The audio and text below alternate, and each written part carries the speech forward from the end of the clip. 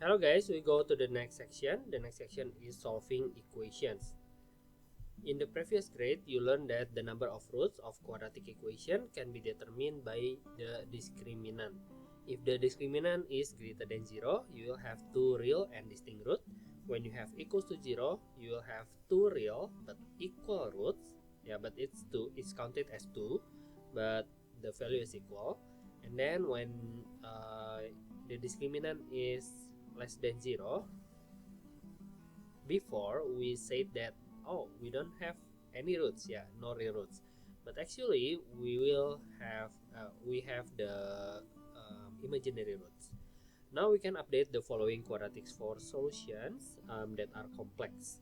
First, when you have the discriminant greater than 0, that means two real and distinct roots. It's real, yeah, not complex. When you have discriminant equals to 0, that means you have two real and equal roots. But if it is less than 0, you will have two complex roots, yeah, which is one of them is the complex numbers, the second one is the conjugate. The fundamental theorem of algebra states that the polynomial equation of degree n has n complex roots. Let's say you have x squared, that means the degree is 2, that means also you will have two complex roots. If you have complex, this complex means it can be real, it can be complex numbers also, yeah, because we already learned that there is some cases in which the complex number will become totally real, yeah. So yeah, real numbers can be also called as complex roots. Next is, because we already know the fundamental theorem of algebra of the complex roots, that means for the x cubed you will have three roots, which is it can be three real roots only or one real roots and two complex roots. Next, when you have x to the power of 4, that means you will have 4 roots, which is 4 real roots or 2 real roots and 2 complex roots, and also 4 complex roots. The question is, why a quartic can never have 1 real roots and 3 complex roots? Because the statement said when you have quartic you will have 4 roots, but there is one more possibility that is not listed above, which is 1 real roots and 3 complex roots. The reason is because this one, when you have quadratics, it will give us 2 complex roots, one of the complex numbers itself and the other one will be the conjugate. So when you have complex numbers, you will have one pairs for every single situation, yeah. So you will not have only one complex root right here. 3 complex means one complex roots and 2 complex roots, which is the pairs, right? Yeah, so complex roots cannot be standalone in the solution of the equation. Okay, example question 1. Show that z equals to 4 is a root of the equation of this one. So we have cubic equation right here. That means we have to solve it using polynomials. But also later when we cannot solve it further, maybe we should use complex numbers. So for question A, we only have to solve it using polynomial. Polynomial says when you have to show that numbers is a root of the equations, that means you only have to input it. So 4 to the power of 3 minus 3 times 4 to the power of 2, and then minus 3 times 4, and then minus 4 equals to 0. And then you'll have 64 minus 64 right here. No, this one is 48. And then minus 12 minus 4 equals to 0. So yeah, it is 0. 0 equals to 0. That means you already show that z equals to 4 is the root. Next is find the complex numbers. Because this is polynomials, that means after this you have to use Horner's method to divide, or maybe long division to divide the polynomials. Or maybe you can use algebra also. So 1 minus 3 minus 3 and minus 4. This one is go down 1 times 4 equals to 4. This one is 1 and then 4 1 another 4 0. Okay, so in this calculation we can say that the factorization will be z minus 4, and then this one is z square plus z plus 1, yeah, equals to 0.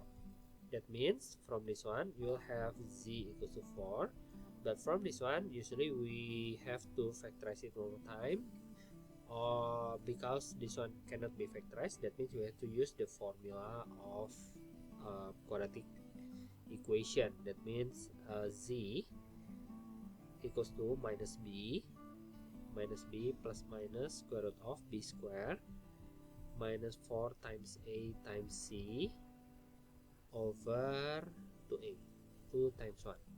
Okay, so z equals to negative 1 plus minus square root of negative 3 divided by 2. So z equals to we cannot simplify it further. So the result, the solution for this equation is either 4 or z equals to negative 1 plus square root of negative 3 over 2. But we have to write it as I forgot. So this one is square root of 3, cannot be square rooted, so it will be like that, times square root of negative 1 become I over 2. So this one is square root of 3i over 2, or another one is negative 1 minus square root of 3i over 2. There you go. Next is example question 2. Example question 2 says it is given that z minus 2i is a factor of equation this one. Solve this equation. Okay, so for this one you can input. The question didn't ask you to show yet, but sorry, I read it wrong. So you have to solve, that means you have to factorize, but unfortunately this is complex numbers. I don't think you can use Horner's method for this one, yeah. So what do we do is use the concept that when you have one complex numbers, let's say this one, that one means like this, right? The factors, and then later you have z equals to 2i. When you have one complex numbers in the equations, specifically in quadratic equations, that means you will also have the conjugate. So in these questions there will be also z equals to negative 2i. That also means you will have these factors and maybe 2 more, because we have z to the power of 4, that means we will have 4 factors later, yeah. So in this case we already have these 2 factors. To find the rest of the factors, we have to multiply this one first. So this one will become z square, and then this one is positive 2iz, and then negative 2iz, it will be gone, and the last one is negative 4i square. That means we will have z square plus 4 for the result of this one, and then z square plus 4 times with something else, it will give us z to the power of 4 plus 13z square plus 36, right? Okay, so because this one is z to the power of 2 and this one is z to the power of 4, you can use a long division also, yeah, because the I is already gone. That means you can use the long division. You will divide this with this one, okay? But I will show you the other way to finish this, to solve this. So this one must be z square, because z square times z square, because z4 equals to z4. And then for the 36, we have to think like 4 times what number will become 36. That's obviously plus 9. So 4 times 9 equals to 36. And then we have to find the middle one. For the middle one, we will let it as az, and then I will multiply this. So I will have az cubed, and then that's it. Wait, what? Wait, let me think. Wait. Let's use this one instead. So So this one is 9z squared. Oh no, yeah, that's correct, the one that I did before. So az to the power of 3 equals to, unfortunately we don't have z to the power of 3 right here. That means it will be 0. So 0 z to the power of 3, that means a equals to 0. That also means our factorization will be like this: z plus 4 and z plus 9. And then after this, because we already know the value of this one before this one, yeah, so we'll have z equals to 2i. From this one we'll have z equals to negative 2i. We only have to find the value of z from this one.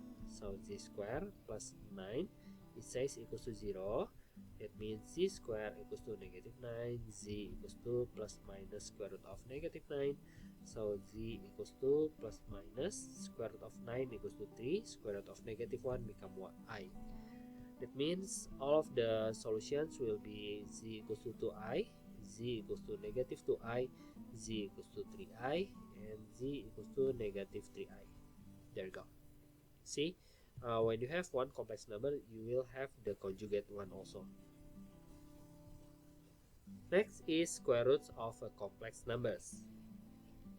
Square root of a complex numbers can be determined in two steps. First, let square root of a plus bi equals to x plus yi.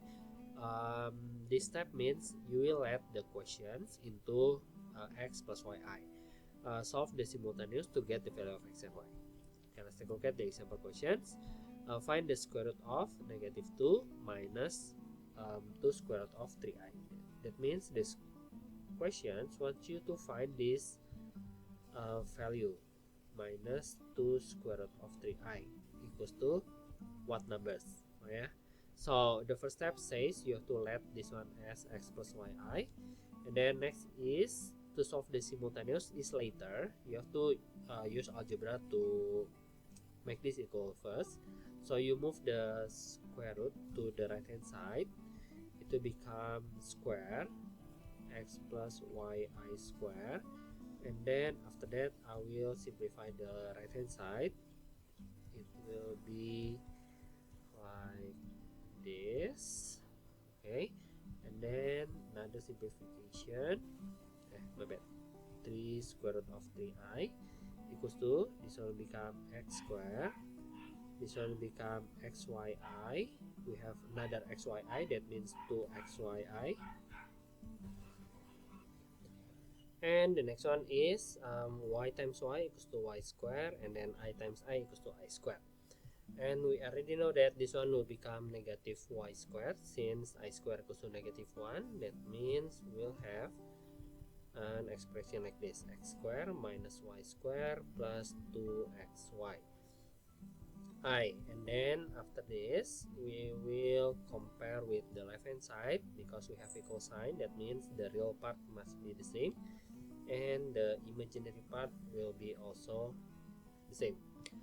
And that also means we have x square minus y square equals to negative 2, and 2xy equals to negative 3 square root of 3. And then after this we will make this into x equal to or y equals to, is up to you. I will make it into y equals to. So we will have an expression like this over 2x.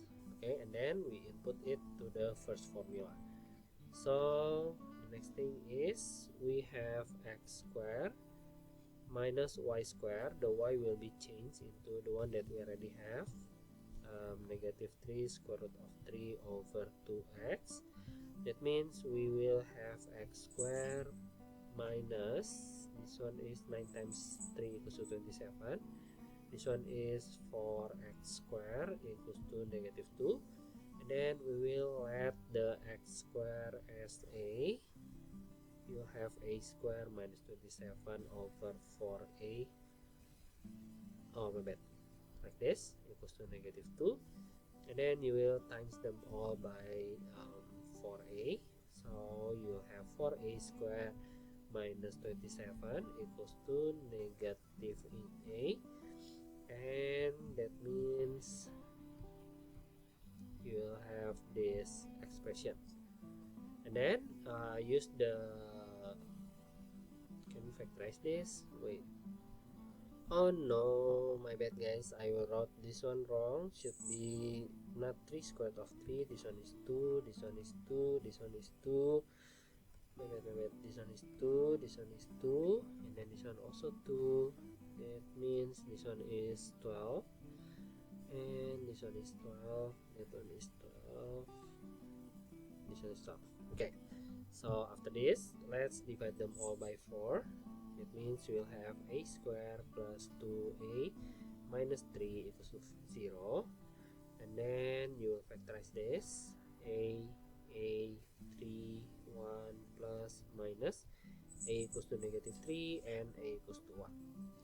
Okay, and then after this, let's convert it back to x squared, since we have x squared equals to a before. That means x squared equals to negative 3 and the x squared equals to 1. Okay, so x equals to plus minus square root of negative 3, x equals to plus minus square root of 1, which is, for this one is x equals to plus minus 1, and this one is plus minus square root of 3 and then I. Because the x part before is the real part, that means it not allowed to contain the I. That means also we have to reject this. We will take x equals to 1 and x equals to negative 1 as the answers, and then next is to find the y. Because we have y equals to 2 square root of 3, y equals to negative 2 square root of 3 over 2x. When we input the x, we will have negative square root of 3 for this one, and when we input it into this one, you will have positive square root of 3. That means the complex numbers is negative 1 minus square root of 3i, z equals to negative 1 plus square root of 3i for this one. So this is the result of the square root of the complex numbers. Next is the cube root of negative 1. After we learn how to square root the what's it called, the complex numbers, next is the cube root of 1. Did I say negative 1 before? If I said negative 1, it should be 1, yeah. Let's take a look at the equation. Z cubed minus 1 equals to 0. Usually we solve the equation like this. Z to the power of 3 equals to 1, and then z equals to cube root of 1, z equals to 1. Yeah, so usually we do it like this. But after we study complex numbers, we know that this is not the correct answers, because x cubed should have 3 roots. Yeah, so in our calculation before, we only got 1. So how should it be? Z to the power of 3 minus 1 equals to 0 can be factorized using this formula. So you have z minus 1, the a equals to the z squared, the b equals to 1, that means 1z, and then 1 squared equals to 1 equals to 0. That means from this one you have z equals to 1. From this one you will have the complex numbers using the formula of ABC. So z equals to negative b plus minus square root of b squared minus 4ac over, actually this one is the same with the previous one, yeah, 2a. So you have negative 1 plus minus square root of negative 3, which is 3i over 2. And that means the value of the z is either 1 or negative 1 plus square root of 3i over 2, or z equals to negative 1 minus square root of 3i over 2.